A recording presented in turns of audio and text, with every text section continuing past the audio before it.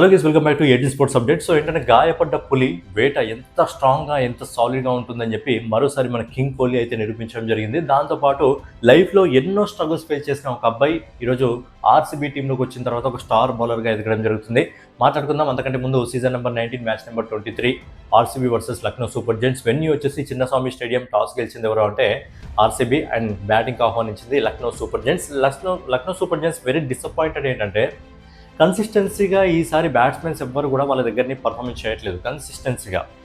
ఇప్పుడు ఆర్సీబీ దగ్గర మీరు చూసుకున్నట్టయితే కింగ్ కోహ్లీ వస్తాడు, కోహ్లీ ఆడుతున్నాడు, కోహ్లీ ఆడకపోతే ఫిల్ సాల్ట్ ఆడుతున్నాడు, ఫిల్ సాల్ట్ ఆడకపోతే దేవదత్ పడికల్ ఉన్నాడు, పడికల్ కాకపోతే రజత్ పటిదార్ ఉన్నాడు, రజత్ పటిదార్ కాకపోతే జితేష్ శర్మ ఉన్నాడు, జితేష్ శర్మ కాకపోతే టిమ్ డేవిడ్ ఉన్నాడు, లేకపోతే తర్వాత షెఫర్డ్ ఉన్నాడు. ఆ తర్వాత పోతే కూడా మన కృణాల్ పాండ్యా కూడా ఆడగలడు. కావాలనుకుంటే మన భువనేశ్వర్ కుమార్ కూడా కొద్దిగా ట్రై చేయగలడు.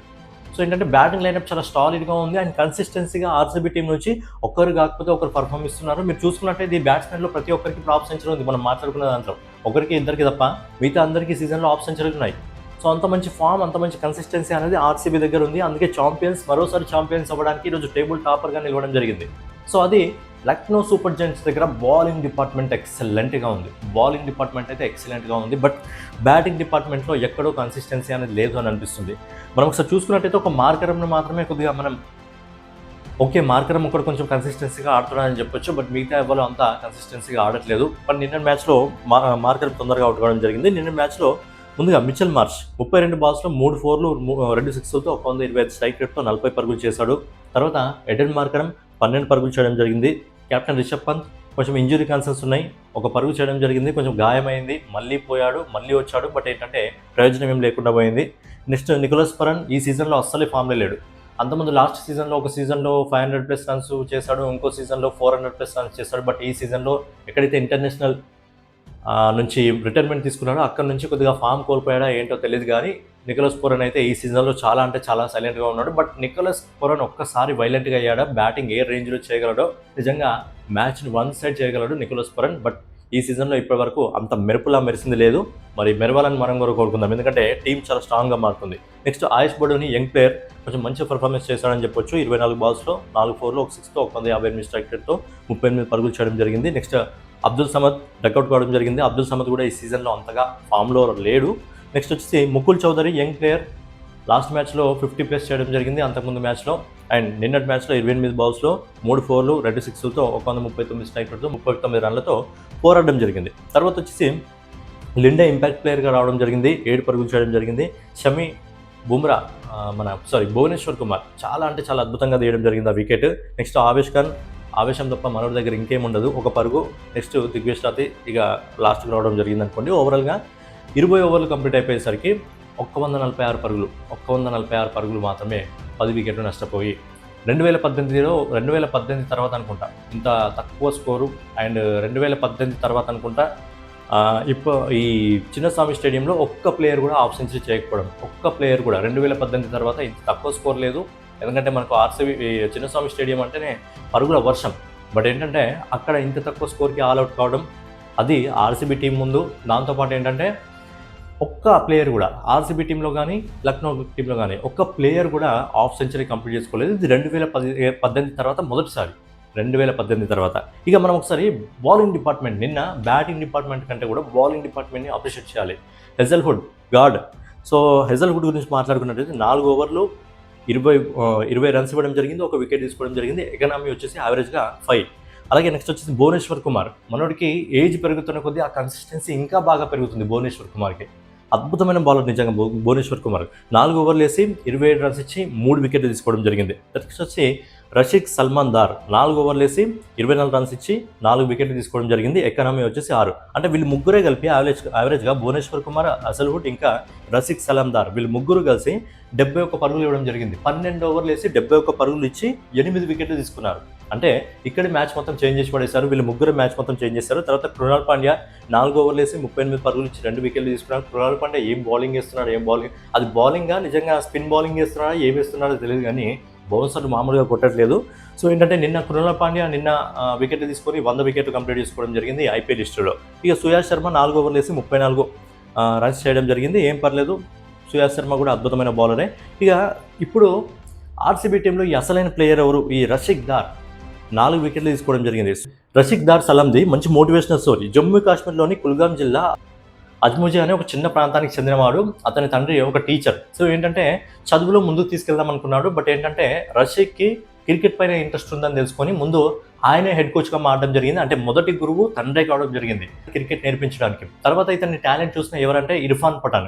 ఇర్ఫాన్ పఠాన్ ఇతని టాలెంట్ చూడడం జరిగింది, ఇతన్ని గుర్తించడం జరిగింది. 2018లో ముంబై టీంలోకి రావడం జరిగింది. కానీ తర్వాత ఇతని లైఫ్లో కొన్ని ఇష్యూస్ రావడం జరిగింది. ఆ ఇష్యూస్ వల్ల ఒక 2 సంవత్సరాలు ఇతను బ్యాన్ కావడం జరిగింది. మళ్ళీ 2021లో ఇతను కోల్కతా నైట్ రైడర్స్ తీసుకోవడం జరిగింది. అప్పుడు కూడా గాయాల వల్ల మళ్ళీ కొద్దిగా దూరం కావాల్సి వచ్చింది. తర్వాత 2024లో ఇతను ఢిల్లీ క్యాపిటల్స్ తీసుకుంది. సో ఢిల్లీ క్యాపిటల్స్ నుంచి అద్భుతమైన వికెట్ అయితే ఇతను తీసుకోవడం జరిగింది. అండ్ 2025లో మళ్ళీ తిరిగి ఆర్సీబీ తీసుకోవడం జరిగింది. సో ఏంటంటే ఇప్పుడు ఒక తారలాగా వెలుగుతున్నాడు.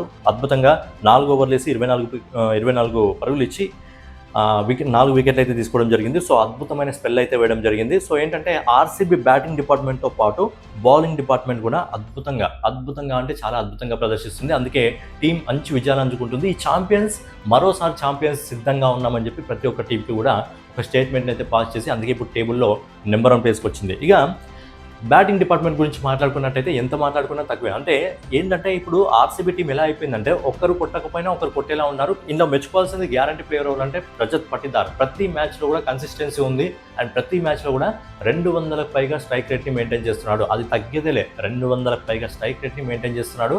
అవసరం అనుకుంటే తనను ప్రమోట్ చేసుకొని ముందే వచ్చి ఉతికి ఆరేస్తున్నాడు.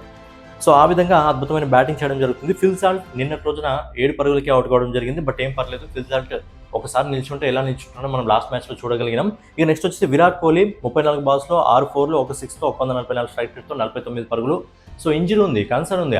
అయినప్పటికీ కూడా అద్భుతమైన బ్యాటింగ్ చేయడం జరిగింది. ఇంపాక్ట్ ప్లేయర్గా రావడం జరిగింది. ఐపీఎల్ హిస్టరీలో king Kohli first time impact ప్లేయర్గా రావడం జరిగింది. 49 పరుగులు చేయడం జరిగింది. బట్ ఏం పర్లేదు, ఆల్మోస్ట్ హాఫ్ సెంచరీ చేసినట్టే. బట్ ఏంటంటే కింగ్ కోహ్లీ అదైతే ఇన్నింగ్స్ని తొందరగా బిల్డ్ చేయడం జరిగిందో, అంటే ఫాస్ట్గా కొట్టడం, అంటే తక్కువ స్కోర్ ఉంది కదా అని చెప్పి ఎక్కడ కూడా లేట్ చేయలేదు. రెగ్యులర్గా తన బ్యాటింగ్ స్టైల్ ఏ విధంగా ఉందో అదే విధంగా ముందుకు వెళ్ళడం జరిగింది. సో కింగ్ కోహ్లీ 49 పరుగుల వద్ద అవుట్ కావడం జరిగింది.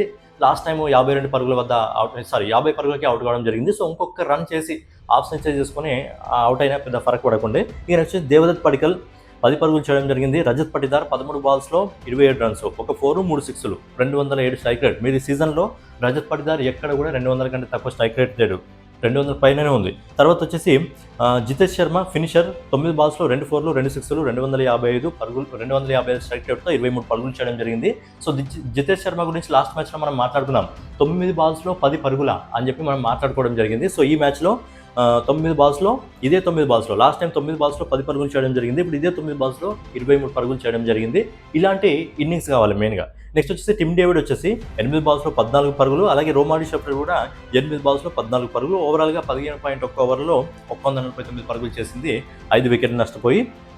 సో ఏంటంటే మనము ఏదైతే ఎల్ఎస్జీ ఉందో ఎల్ఎస్జీ బౌలింగ్ డిపార్ట్మెంట్ గురించి ప్రిన్స్ యాదవ్ 3 వికెట్లు తీసుకోవడం జరిగింది. ఆవేశం ఖాన్ 4 ఓవర్లు వేసి 2 వికెట్లు తీసుకోవడం జరిగింది. సో మంచి స్పెల్ అయితే వేయడం జరిగింది. సో ఇప్పుడు టేబుల్లో వచ్చేసి నెంబర్ 1 పొజిషన్లో ఆర్సీబీ మళ్ళీ ఒకసారి రావడం జరిగింది. సో ఏంటంటే ఆర్సీబీ ఫిక్స్ అయింది, మిగతా టీంకి చెప్తుంది నెంబర్ 1 నెంబర్ 2 పొజిషన్లో ఉండడానికి సిద్ధంగా ఉన్నారు. ఇక తర్వాత స్థానంలో ఎవరు ఉంటారని మీరు డిసైడ్ చేసుకోండి అని చెప్పి చెప్పింది. సో ఆర్సీబీ ఇదే విధంగా ఆడితే ఖచ్చితంగా ప్లే ఆఫ్స్లో ఎలాగో ఉంటుంది, కానీ ఫైనల్ కూడా చేరుకునే అవకాశం ఉంది. అంత అద్భుతమైన ఫామ్లో ఉన్నారు. మెయిన్గా బ్యాటర్స్ ఒకరు కాకపోతే ఒకరు ఖచ్చితంగా వాడిపోతే వీడిపోతే నేను అన్నట్టు ఎవడో ఒకరు కొట్టడానికి మాత్రం సిద్ధంగా ఉన్నాడు. ఇప్పుడు ఆర్సీబీ 5 మ్యాచ్ల్లో 4 మ్యాచ్లు గెలిచి 8 పాయింట్లతో ప్లస్ రన్ రేట్ ఉంది కాబట్టి నెంబర్ 1 పొజిషన్లో ఉంది. ఆర్ఆర్ కూడా 5 మ్యాచ్లో 4 మ్యాచ్లు గెలిచింది, కానీ లాస్ట్ మ్యాచ్ ఏదైతే ఓడిపోవడం జరిగిందో సన్ రైజర్స్ హైదరాబాద్ చేతిలో, అక్కడ నెట్ రన్ రేట్ అనేది మైనస్కి వెళ్ళిపోవడం జరిగింది. అందుకే సెకండ్ ప్లేస్లో ఉంది. ఇక నెక్స్ట్ వచ్చేసి ఎల్ఎస్జీ వచ్చేసి 5 మ్యాచ్ల్లో 2 మ్యాచ్లు మాత్రమే గెలిచి 4 పాయింట్లతో ఇప్పుడు 7వ స్థానంలో ఉంది. బట్ ఏంటంటే ఆర్సీబీ రషీక్ 4 వికెట్లు తీసుకోవడం జరిగింది. భువనేశ్వర్ కుమార్ అద్భుతంగా స్పెల్ వేయడం జరిగింది. అజల్వుడ్ అద్భుతంగా స్పెల్ వేయడం జరిగింది. కింగ్ కోహ్లీ బ్యాటింగ్ అదిరిపోయింది. ఆర్సీబీ టీంలో ఓవరాల్గా ఆల్రౌండర్ పర్ఫార్మెన్స్ అయితే కనిపిస్తుంది.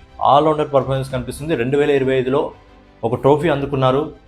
ఫ్యాన్స్ ఇంకా ప్లేయర్స్ కూడా రుచి మరిగారు. మళ్ళీ ఇంకో ట్రోఫీగా అందుకోవాలనుకుంటున్నారు. సో బ్యాక్ టు బ్యాక్ మళ్ళీ ఆ ట్రోఫీని డిఫెండ్ చేసుకోగలరా, మళ్ళీ ఆ ట్రోఫీని అందుకోగలరా లేదా అనేది మీ ఒపీనియన్ని కామెంట్ రూపంలో తెలియజేయండి. ఫైనల్గా ఏదైనా వీడియో మీకు నచ్చినట్లయితే ఖచ్చితంగా మన 18 స్పోర్ట్స్ అప్డేట్ ఛానల్స్ ఫాలో అవుతుండండి. అలాగే వీడియో చూస్తున్న వాళ్ళు ప్రతి ఒక్కరు కూడా వీడియోని లైక్ చేసి వెళ్ళండి. సో నెక్స్ట్ వీడియోలో మళ్ళీ కలుసుకుందాం. ఛానల్ కొత్తగా చూస్తున్నట్టయితే డైలీ స్పోర్ట్స్ అప్డేట్స్ కోసం మన 18 స్పోర్ట్స్ అప్డేట్ ఛానల్ని ఫాలో అవుతుండండి. నెక్స్ట్ వీడియోలో మళ్ళీ కలుసుకుందాం. జై హింద్, జై భారత్, నమస్తే.